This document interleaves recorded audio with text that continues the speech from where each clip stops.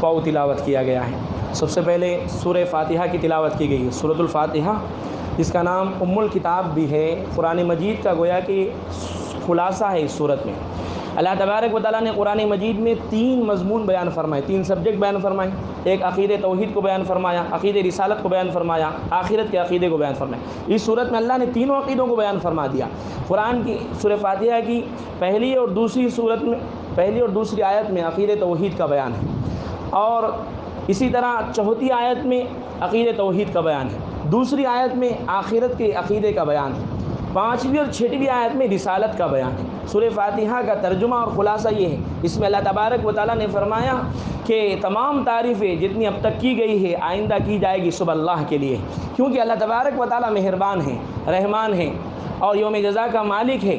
ہم اسی کی عبادت کرتے ہیں اور اسی سے مدد چاہتے ہیں۔ اے اللہ ہمیں سیدھا راستہ دکھلا، ان لوگوں کا راستہ جن پر آپ نے انعام فرمایا ہے، ان لوگوں کے راستے سے بچا لیجیے اے اللہ جو عملی اور علمی کجروی کی وجہ سے گمراہ ہو گئے اور جن پر آپ کا غضب نازل ہوا۔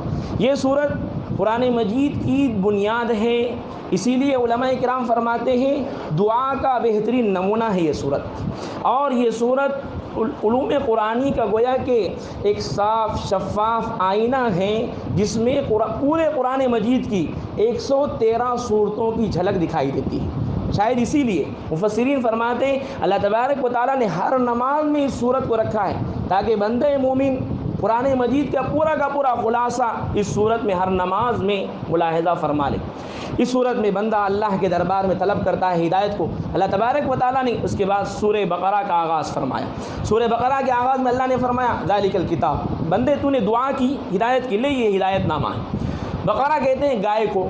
اس صورت میں اللہ تبارک و تعالیٰ نے گائے کا تذکرہ کیا، گائے کے ذبح کرنے کا تذکرہ کیا، جس کا واقعہ بیان کیا جاتا ہے۔ مفسرین بیان کرتے ہیں کہ بنی اسرائیل میں ایک شخص کو اس کے بھتیجے نے وراثت ہڑپنے کے لیے قتل کر دیا۔ رات کی تاریکی میں اس کی نعش کو دوسرے شخص کے گھر کے دروازے کے سامنے لے جا کر ڈال دیا۔ صبح ہوئی تو یہ شخص آیا اور جس کے گھر کے دروازے کے سامنے نعش پڑی ہوئی تھی اس کے اوپر مقدمہ دائر کر دیا، حتیٰ کہ اب جنگ اتنی آگے بڑھی دونوں خاندان ہتھیار نکال لیے تھے۔ حضرت موسیٰ علیہ السلام کو اللہ تبارک و تعالیٰ نے حکم دیا قاتل کون ہے پہچاننے کے لیے۔ اللہ تعالیٰ نے کہا ان لوگوں سے کہو ایک گائے کو ذبح کریں۔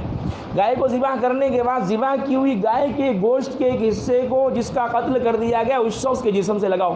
چنانچہ لگایا گیا، وہ شخص اٹھا اور اٹھ کر اس نے نشاندہی کی فلاں شخص قتل کرنے والا ہے، قاتل ہے۔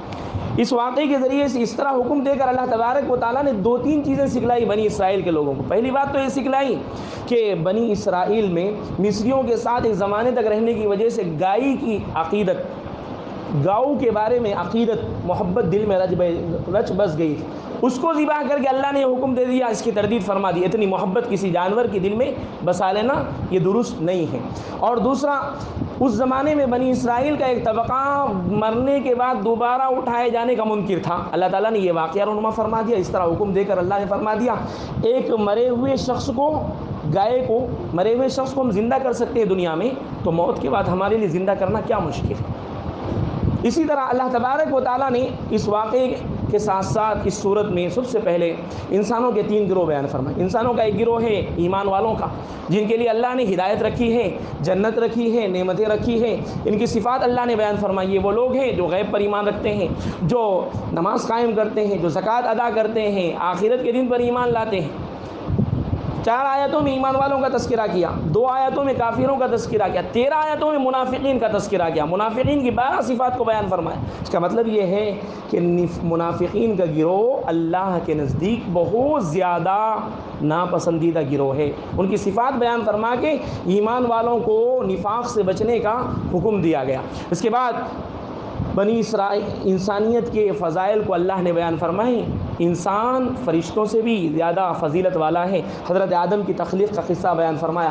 اللہ تعالیٰ نے آدم کو اپنے ہاتھ سے پیدا کیا، ان کے اندر روح ڈالی، ان کو علم اشیاء عطا فرمایا، ملائکہ کو ان کے سامنے سجدہ ریز ہونے کا حکم دیا۔ پھر حضرت آدم کو، حوا کو اللہ تبارک و تعالیٰ نے جنت میں نعمتیں کھاتے رہنے کا حکم دیا۔ ایک کام سے اللہ نے منع کیا، دیکھو فلاں درخت ہے اس کے سامنے نہیں جانا۔ شیطان ازلی دشمن ہے انسان کا، اس نے آدم کے دل میں، حوا کے دل میں وسوسہ ڈالا، وہ درخت کے قریب گئے، کھا لی۔ اللہ نے ہمیشہ کے لیے روئے زمین پر اتار دیا خلیفہ بنا کر۔ پھر اس کے بعد بنی اسرائیل کے تذکرہ اللہ نے بیان فرمایا. پوری قرآن مجید میں جگہ جگہ بنی اسرائیل کا تذکرہ ہے، لیکن سورہ بقرہ میں پوری کی پوری گویا کہ یہ سورہ بقرہ آدھے سے زیادہ بنی اسرائیل کا تذکرہ. بنی اسرائیل جن کو اپنے زمانے میں اللہ نے بے شمار نعمتیں عطا فرمائیں، انبیاء کو ان کے خاندان میں مبعوث فرمایا، دنیاوی نعمتیں عطا فرمائی، حضرت موسیٰ علیہ السلام کی قیادت میں مصر سے نکالا اور فرعون سے نجات دی. مصر سے حضرت موسیٰ علیہ السلام کے ساتھ بنی اسرائیل نکلے دریائے قلزم پار کرنے کے لیے. اللہ نے دریا میں راستے بنا دیے. پیچھے دشمن آ رہا ہے فرعون، اس کو اللہ نے دریا میں غرق کر دیا. اور وادی سینا میں پہنچے، پیاس لگی تو اللہ نے پتھر سے 12 چشمے 12 قبیلوں کے لیے نکال دیے. اور اسی طرح وادی سینا میں پہنچے، ٹھنڈک کی ضرورت پڑی، اللہ نے بادلوں کا سایہ کر دیا.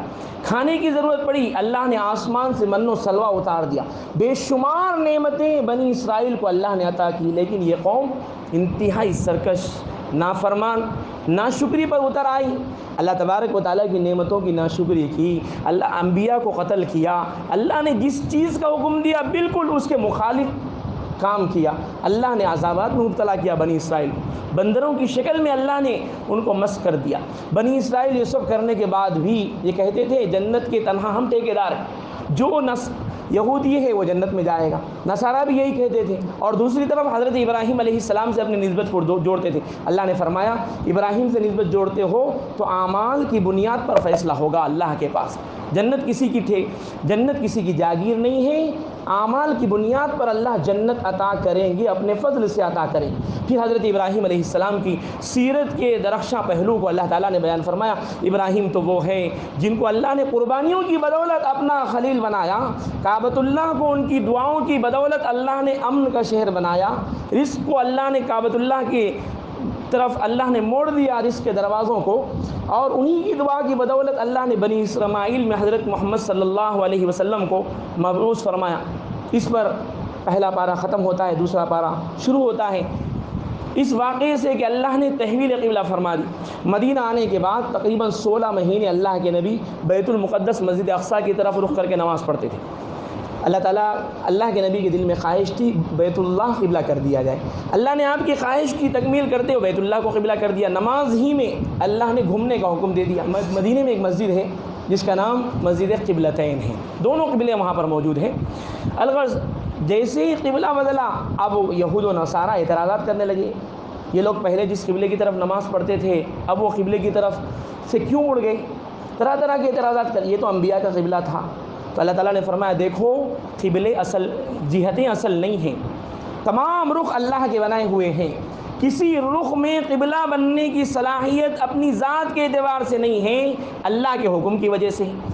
لہذا قبلے پر جو اعتراض کر رہے ہیں یہ بیکار ہے. اللہ کے حکم کی وجہ سے محمد صلی اللہ علیہ وسلم ان کے ماننے والوں نے بیت المقدس کو چھوڑ کر بیت اللہ کو قبلہ بنا لیا. اس کے بعد اللہ تبارک و تعالیٰ نے نماز کے ساتھ صبر کے ساتھ اللہ کی مدد پکڑنے کا حکم دیا اور ایمان والوں کی تعریف فرمائی. ایمان والے جو ہیں وہ ہے جو حالات سے گھبراتے نہیں. مشکلات آ جائیں، پریشانیاں آ جائیں تو ایمان والے انا للہ و انا الیہ راجعون پڑھتے ہیں، کہتے ہیں جو مشکل آئی اللہ کی طرف سے آئی اس کو خوشی خوشی قبول فرما لیتے ہیں. انہی لوگوں کے لیے اللہ کی رحمتیں ہیں، ظاہری رحمتیں، باطنی رحمتیں. یہی لوگ ہدایت یافتہ ہیں. اللہ رب العزت والجلال ہم تمام کو توفیق عمل عطا فرمائیں.